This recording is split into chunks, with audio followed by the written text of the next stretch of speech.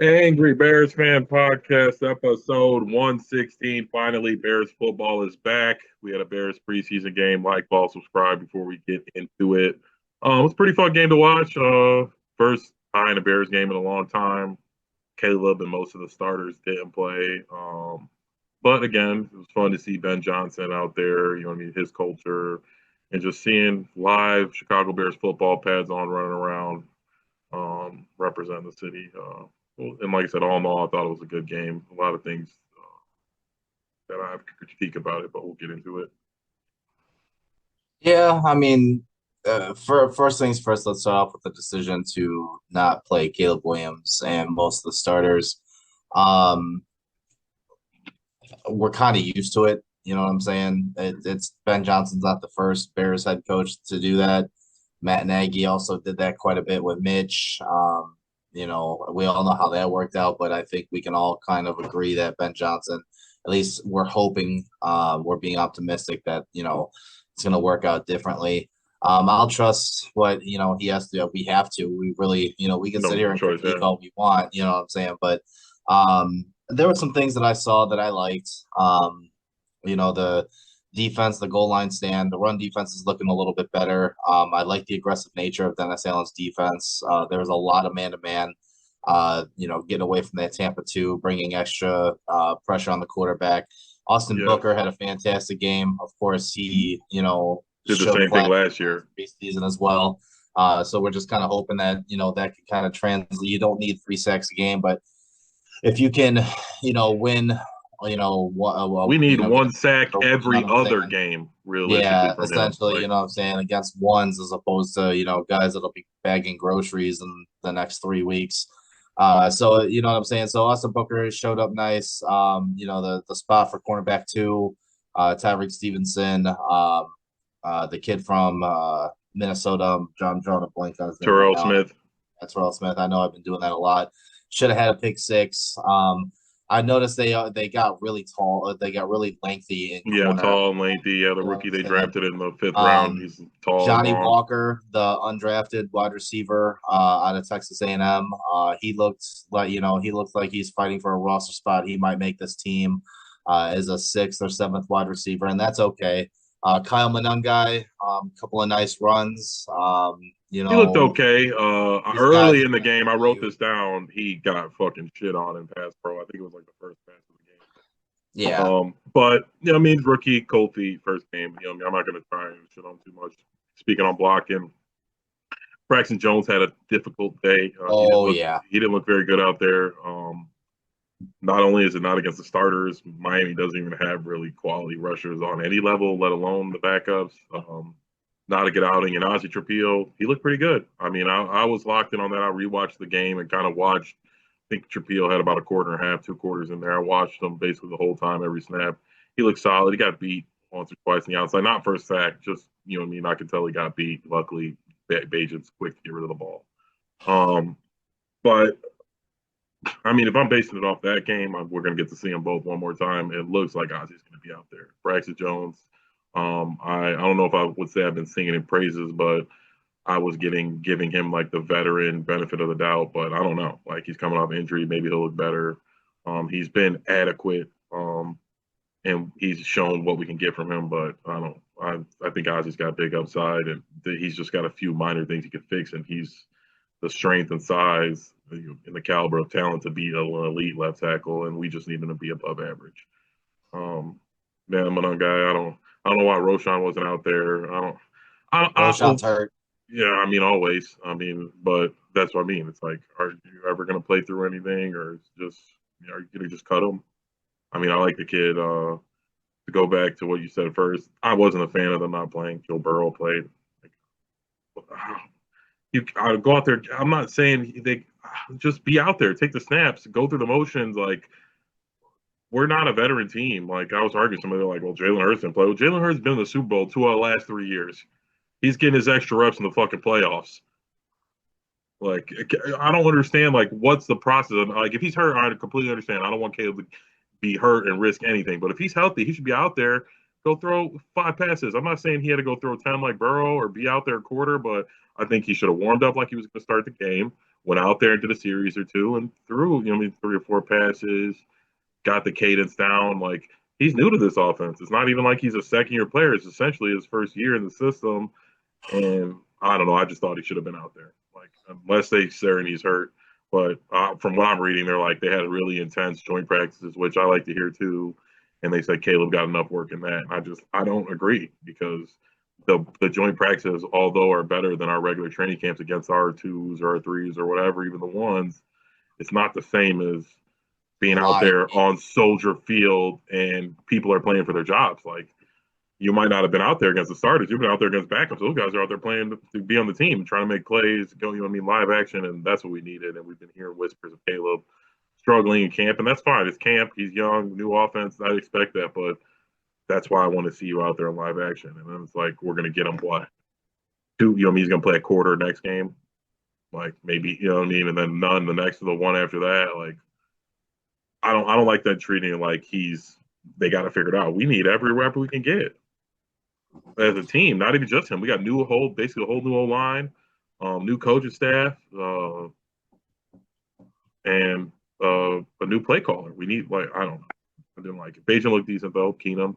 So Ben Johnson and Taylor looked good calling plays. I would have just liked to see Caleb out there throwing some of that stuff. Yeah, I mean the decision. I mean, you're not going to throw Caleb Williams out there with 4 or 5 offensive linemen, starting offensive linemen not playing. So if you're going to start Caleb, you got to start the entire offensive line, and if not for anything, at least do it for the reps, like you were talking about, in terms of you got to have those guys and kind of like a line of solidarity. Going into the regular season, you got to have live game reps with all 5 of those guys on the field. That's the only way you're going to grow. So I mean, we'll see what happens. Game 2, maybe they play the entire first half. I doubt it, but if they we'll do see that, what then I would retract what I said. I just think we, as a collective, it's like we got a big game to start the week 2 or year 2. It's Monday night against Brian Flores against Minnesota Vikings. Like, that's a big fucking game, and I think everybody and Caleb on the top of that list need every rep they can get. I just didn't get the decision. I'm trying to trust Ben Johnson. I might be critical. Obviously, they know what the fuck they're doing, and I'm sure he has some kind of logic, but I don't get it. I'm seeing Joe Burrow. So what were some of your takeaways from this first preseason game? What were your ups and some of your downs? By ups and downs, slow start. Didn't like that. A lot of mistakes early. The defense, although they got a goal line stop, they pushed it right down the field on us. And then I didn't like how the game ended. What was it, like 3 or 4 incompletions in a row? We got a penalty. Like, this is Ben Johnson. I want to see some of the mad scientists. But things I liked was, again, Ben Johnson. I thought the offense was moving more so than the previous years. Like, they're doing motions and they're getting guys open where the quarterback doesn't have to throw them open. Like, a lot of stuff where, like, doing a couple motions, tight end pop, like, right open. Stuff like that, I think that we were lacking last year and the year before that, where it's just like the quarterback doesn't have to think. He just hikes the ball, throws it, and you know what I mean? He gets credit for the completion, but it was really just the play design. I thought the run game was decent. I think Monungai looks solid. I don't see what we need Roshan for if we have him. I would have liked to see seen Swift, but he's a veteran, and he's our running back, so I'm okay with him not going out there and get banked up. And like I said, I like Trapillo a lot. Luke Newman didn't look half bad either. I had my eye on those guys that were playing next to each other for a little while. And I like the aggressiveness from Dennis Allen. Sewell looked really good. I mean, obviously it's against the twos and the backups, but he just kept flashing. You're a football player and you watch these games, and you just kept seeing his jersey all over the place. Same with the rookie. I don't want to butcher his name, but Ruben Hippa something. I forgot. Hypocrite. Yeah, he looked good. Like I said, fast. He only had 5 tackles, but it just like all over the place. You'd see him, 5 yards deep in the backfield, and maybe he didn't miss the tackle, but he kind of blew the play up because of it. So I did like to see, and like you said, they were just flying all over the place, blitzing. I was really hard on Eberflus. I thought, like, this is the new NFL. Unless you got, Jalen Carter and Jordan Davis and good edge rushers, you got to send 5 or mix it up, send corners, send linebackers. And I thought Dennis Allen did a great job of that. He's always done a great job of that, and I'm really excited for that. And we didn't, there was no Kyle Gordon didn't play, Jalen Johnson didn't play, Sweat didn't play.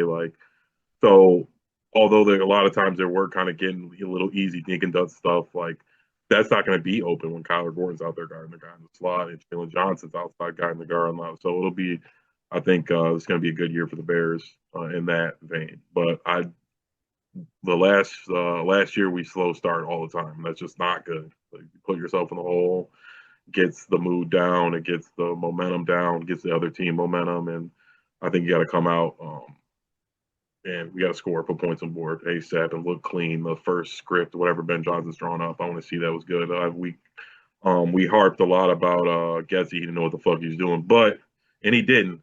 But he drew up a hell of first 10 plays of the game. Like, we always marched it down the field, even with our shitty team and I think that I want to see that. But Ben Johnson, because that's what he did with the Lions, and I want to see something like that where I already pointed out they're scheming up guys open. Caleb doesn't have to be a superhero. He doesn't have to scramble around. He doesn't have to fit in tight windows. He's scheming guys open, but we got to get on it right away.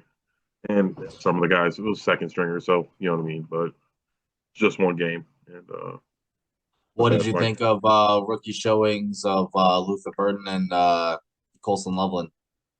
It was clear that they were trying to get leveling the ball. I like leveling a lot. That's why I wanted to see him out there with Caleb, because Tyson Bagent is really good, but it's, you're kind of limited in the things you can do with him out there. But I think Loveland's going to be good. I was before the draft, before I even thought he would even be an option for the Bears. I think he is better than Warren, and I think he will be better than Warren. And Burden looks the part. I mean, we only got him the ball a couple times, but he's big and he's fast. I didn't realize he was 235 pounds.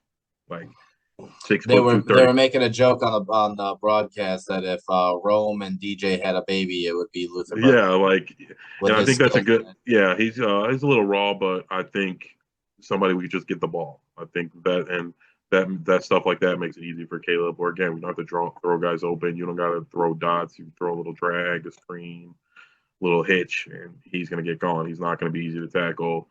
And I'm excited. I'm really ready to see them with Caleb out there. I like Tyson Bagent. He is a quality backup. Every year I see him, he's probably one of the better backups that isn't like a veteran who's been in the playoffs. But he's limited in what they do, and they do a lot of really hitch and short game stuff where you're not really, you're not attacking down the field. They're not. Yeah, the one deep ball he did attempt. He did attempt on that fourth down. He threw like crazy. Yeah. So and that's just not his skill set. So I'm ready to see Caleb out there, and hope they have a good practice against the Bills as well. Yeah, I mean, we got Buffalo. I think it's the Sunday night feature for preseason games or whatever. Maybe they'll be, kind of featured in the episode of Hard Knocks in a couple of weeks because, Buffalo is doing the Hard Knocks off season. But yeah, we'll see what happens Sunday night. Hopefully we see a little bit more hopefully we see Caleb Williams in general, along with the starting offensive and defensive players. I hope they play the first half. They need the work. Like you were saying, it's reps, it's repetition, especially when you've got new systems on both offense and defense, new coaches. You got new teammates. It's the huddle. It's the cadence. You got to build that. You got to build hearing Ben Johnson in the headset. Just a lot of stuff where it's I don't even not even necessarily talking about him throwing the passes. He could have ran out there and did 10 handoffs. I think he just needs to be out there running the cadence, the motions. I want to see it. I know he's doing a lot in practice, but I mean, obviously, I've never played on Soldier Field with 100,000 people watching and 10 million people watching it on TV. But I would assume it's just a lot different than being in practice. And I think Caleb's got a monkey in his back. And I think it's an easy place to go get it off your back in preseason. Get a little confidence out there on the field. I mean, Tyson Bagent, he was pretty good.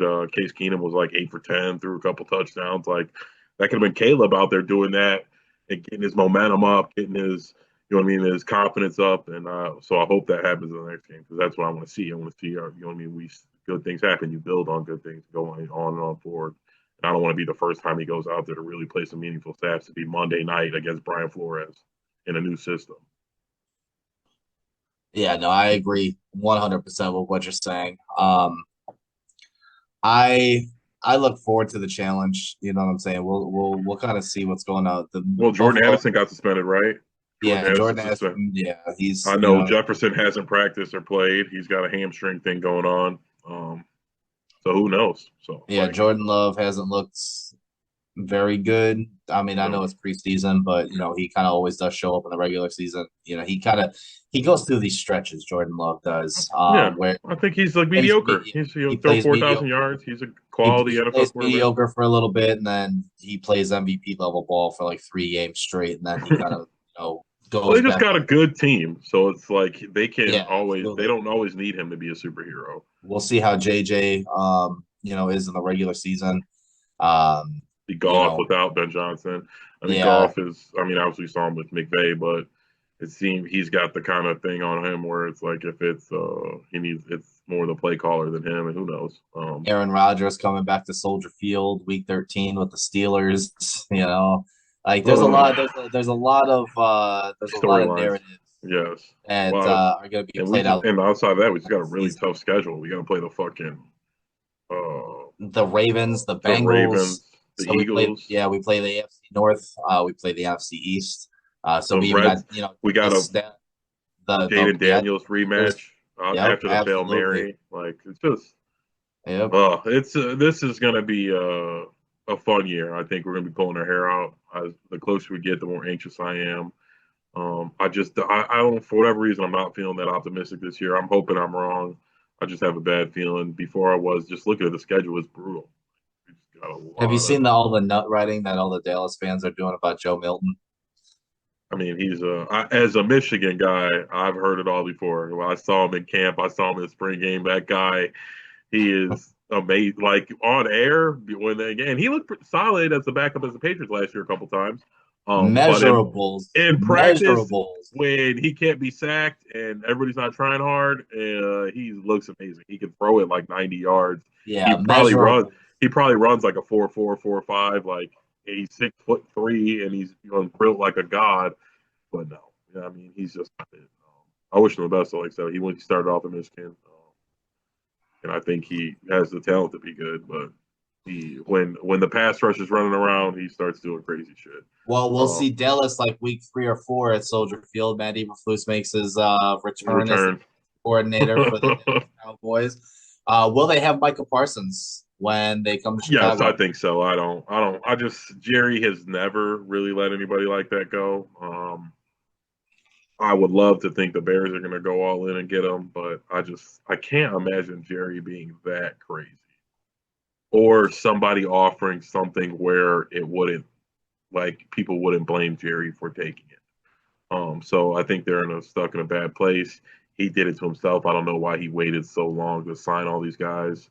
He knew he was stuck with them, um, or he should The have price. drafted. Well, here's the thing: the price keeps going up and up for Micah Parsons in Yeah, terms of that's what I'm saying. And that same thing happened with Dak. He Yep. waited all off season and he had signed him. What they played on Saturday, they signed Dak on Well, like Thursday here's or the thing: something. the trade is as the price tag for his contract goes up, the price tag for a trade kind of goes down a little bit. You know what I'm saying? I know there were talks of like 3 first-round picks, but now you're kind of looking at like a Khalil Mack deal where you get 2 firsts, Maybe you have to plus a send second. something back. And so realistically, I mean, Jerry's got to pull the trigger. I know he's got a couple years left on his contract or whatever the case may be, and I get that whole thing. I'm not a big fan of other fans or critics or whatever saying, "Oh well, a player signed his contract, he should honor his contract." Blah blah blah blah. That's not the way the NFL or I any do professional. agree with that sentiment on your second contract. The first one, you're locked. Like you didn't have any control. You got a rookie contract that was structured that you know what I mean. You didn't know you were going to be the best player in the league when you're you know what I mean one of the best players in the league. Your third year in the league. So that one I do lean with the players where it's like it's only I fair you. know, I know, because if you sign a second, say you do sign your second contract and you get hurt, and the team just cuts you.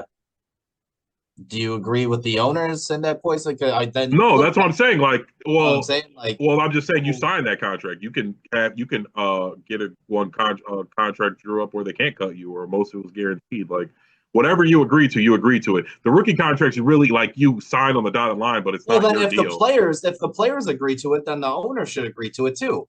What do you mean? If a player signs a 4-year deal, regardless of what the language is in the contract, and you want that player to honor that deal, then the owners should honor that deal Well, as no, I well. Now, agree. Well, they do. They just find the loophole that they wrote in it to cut them. So they are No, honoring it. no, that's not honoring it. When you I cut mean, if you somebody, put, you're cutting them. yeah, but if you put some kind of addendum in the deal that I can cut you for this reason, and you signed to it, you are honoring it. I told you that I could cut you They if you can cut sign you this. for. They don't need a reason. They can Well, no, cut you you. could get like yeah, but you could get like a fully guaranteed deal where they cut you. They already paid you. But we already. But you complain and we complain about fully guaranteed contracts all the time. So you can't have it both ways. You either are with the player or you're with ownership. There's no in between there. Fully guaranteed contracts are what, three people in the league? Well, what I'm saying is because Deshaun Watson, Kirk Cousins, and well, that's who because they else? want the top. They could say, "Hey, I'll take a lesser deal if you fully guarantee it," and they don't want to do that. They want to set the record, and that's fine. I'm what do whatever you want. Bet on yourself. Again, I'm not, and I know what I'm saying is a business. You sign whatever. If you sign a contract that says like, "Hey, you get hurt in 2 years, I can cut you and not pay you," that is them honoring their contract. They told you if you got hurt in 2 years and you weren't worth the money, they were going to cut you, and you agreed to that deal. But the rookie contract is different. You don't agree like you get signed to the draft and you have to sign that deal. You can't be like, all right, well, I'm going to go play for the Jaguars. Well, And that's not true at all. You can negotiate a rookie deal. a little bit like in within margins, but you can't like be Language like, yeah, some language, but and you can't. fully guaranteed. But Luther Burton got a fully guaranteed deal. but the money is different. Like, and they don't The have to money give it to you. scale, sure, you're not going to get paid, Yes, an astronomical amount of money, but that's what I'm saying. Like, Micah Parsons still can't say, negotiate terms no, I of a agree. But what I'm contract. saying is Micah Parsons can't say like, even though I'm getting, you know what I mean, I'm going to be better than this $40 million contract. Give me, I want 100. He can't do that. He could say I want the whole 40 guaranteed, but he can only get 40. That's he's locked in for the 40. When you're on your second contract, they're going to say, hey, you want 150, and they say you could say no, fine, give me 100, but all guaranteed. No matter what happens, I get this. But they don't want to do that. They want to take the 150. I understand you want as much money as you can get. I'm not hitting. I'm just saying like you kind of agree to that. I know that there's shady writing and loopholes, and they're trying to fuck you over. They don't want to pay you. I understand all that. I'm just saying that's part of the game.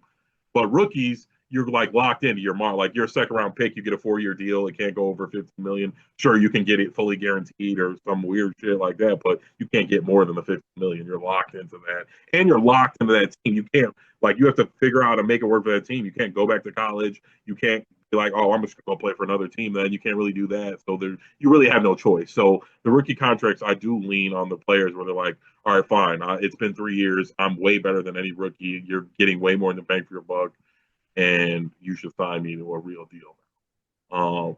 But on your second contract, it's like, fuck, like you you know what I mean? Like this is your big boy deal. You got an agent. You decided like, hey, this is how I'm going to be good for the next 4 or 5 years. You're only signing a 4 or 5 year contract, and a year into your 4 year deal, you want to raise. I don't really agree with that. And I'm not to say that I agree with you know what I mean. You get hurt and I'm cutting you, but if it's in your deal that you signed, I mean, I don't know what to tell you. Like you should have signed a deal that said, hey, you got to pay me even if I get hurt. But we will see. I don't know what they're going to do with Micah. Like I said, he had no choice. Like I don't even know what Micah's value is. Like said, Khalil Well, Mack what's was two going on with first. Micah? What's going on with Trey Hendrickson? What's going like? Can we Trey figure? Hendrickson, I could see get traded. The Bengals are cheap. Can They we really figure don't want to pay him. But I don't like? like. Why are we not in it? Are they thinking Austin Booker is going to be the answer?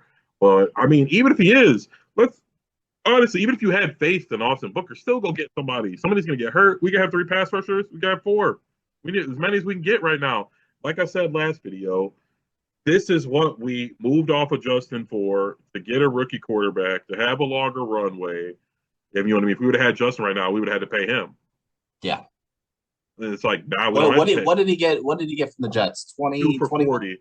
Yeah, but if that, let's say in theory he stayed on our team, it would have been way more than that because he would have been decent, and or we would have thought he was at least decent. So he'd probably be getting 35, like what Baker's getting or something. But either way, he's not getting that. We got the money, so it's like this is what we did this for. So it's like why don't we take a swing at Trey Henderson? If it fails, I don't think anybody's gonna blame. I don't know if we send it first for Trey Henderson at this point, but I No, don't. I would go probably 2 twos. Yeah, I don't think anybody would come down on Ryan Poles if he traded 2 seconds for Henderson and it didn't Gave him a 3 year extension. work. Yeah, like I don't think anybody blame him. You swung, missed. It wasn't your fault. It's probably Trey Henderson's fault. But you will get blamed if fucking the Lions get him and they beat us. Like that's where it's like, and again, I think you're trying to play keep away. I haven't been seeing so much smoke this time, but I know when Myles Garrett was thought to be available, I was hearing the Lions were trying very hard to get him. So if that's the case, I imagine they're at least knocking on the door about Trey Anderson.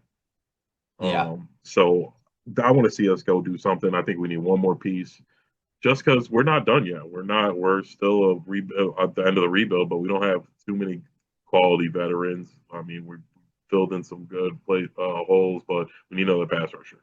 There's no ifs, ands, or buts about that. Sweat isn't enough. He's eight sack guy max. He's played good for us, but he hasn't shown that he's some kind of elite top 10 pass rusher. And nobody else in the regular season, at least on a roster, has really ever shown flashes of being that guy either.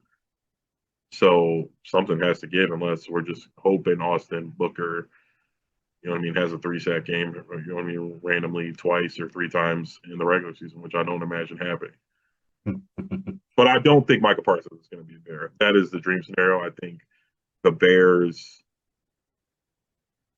it couldn't have happened at a better time for the Bears. I just think that Micah Parsons is the type of player that you can't get rid of. Just like we were talking about Lamar when they were talking about, oh, some teams could get him. Lamar was never going. I think Ravens kind of wanted to humble him a little bit to let him see that like nobody was going to pay you fucking the Deshaun Watson contract. But he was so good, you're never going.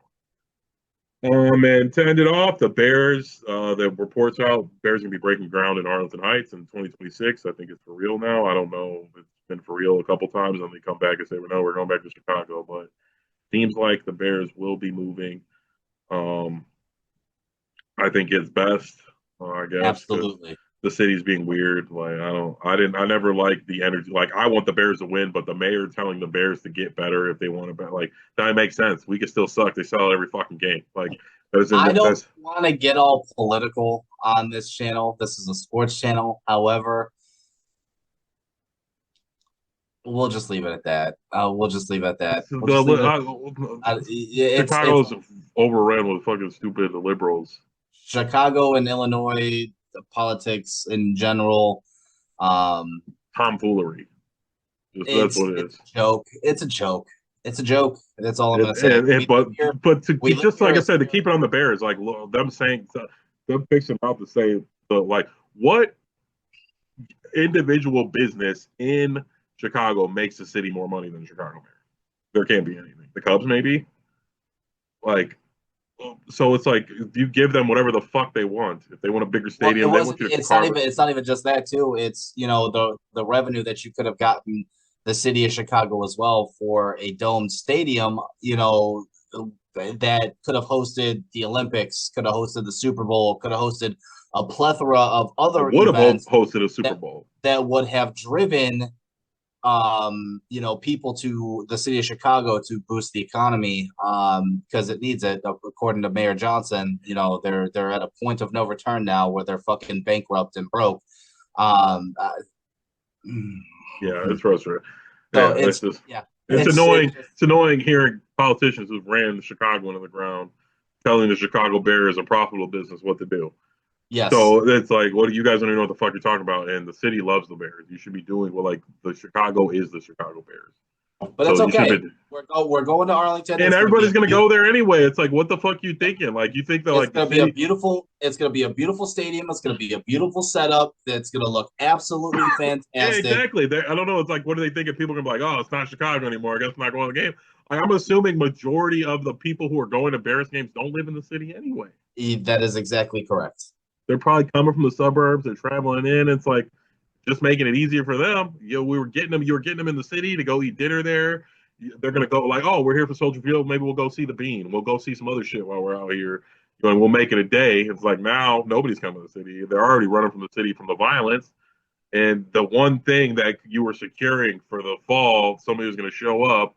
Everyone's like, I don't know what they're thinking, but I guess it doesn't bother me. I want the Bears to have a nice big stadium where we can get the Super Bowl. I don't know how I feel about the dome yet. I've always been a fan of the weather. I think that was always us growing up in particular was always the Bears were always like a vaunted defense. So when you got a good defense, the weather works in their favor. Um, but it'll be nice to see them in a real football stadium. They were kind of slumming it at Soldier Field for this whole time anyway. We're one of the prominent sports franchises in all the sports, not just football. So we should have one of the best stadiums or close to it. Well, they have an $8.5 billion valuation now. After figuring out where Virginia McCaskey's shares are going to, and that's number one in the NFL. It's the richest franchise in the NFL, valued at $8.5 billion. I understand business wise the McCaskies and Kevin Warren wanting a little bit of money, public money, to help fund the stadium, but in reality they don't need it. They should, if the state's not going to pay for it out of your own it's not like you're not going to get that fucking money back. Right back. I mean, it doesn't matter. The bank's going to give you the loan. They know you're going to get it back. You're going to have eight NFL games minimum. Well, and plus a preseason game. It's like you have 9 NFL games. Like, how much does that net you alone? And then on top of that, there's the TV deal. Yeah, the TV deal, all this stuff. Yeah, you can have, you can have a WrestleMania. Oh yeah, there's gonna be. I mean, the offseason will be a concert every weekend, so it's like, you know what I'm saying? Absolutely, that revenue's there. Yes. But all right, first preseason game was, like I said at the beginning, I thought it was fun. I enjoyed it start to finish. Big goal line stop. We get to see a little bit of Ben Johnson's offense. Hopefully, we get to see the real offense, Caleb and the linemen, DJ Moore. You'll still see vanilla play calling in the preseason. You won't see anything to put on tape until week 1 in Minnesota or against Minnesota. You won't see, the mad scientist behind an offense giving any kind of trick plays or anything to put on tape from Minnesota week 1. You won't see that. I don't necessarily want to see trick plays. I just want to. We'll be seeing concepts like what they're going to want to like. You'll see concepts, but you won't be seeing anything special. No, I know that. We won't be seeing our tackles catch any passes. But do us a favor, like, follow, subscribe, all that good stuff. It's all time. We're so close to 10,000. Yes, very close. I think we need 1,000 more. I think we're gonna do the Would You Rather with Caleb soon. A lot of hype's died down, so it's be interesting to see. I would like to see who Tom thinks Caleb is better or worse than. But again, what are we basing it off of first? Are we basing it off of purely off of last season alone, or are we basing it off of? I think we would. I think I like to do just going into this season, because in the future, you're always going to be like, well, I just want him. Like, you know what I mean? Yeah. That would take away, like, got Matt Stafford. Like, I don't going into the season. I think I would rather have Matt Stafford.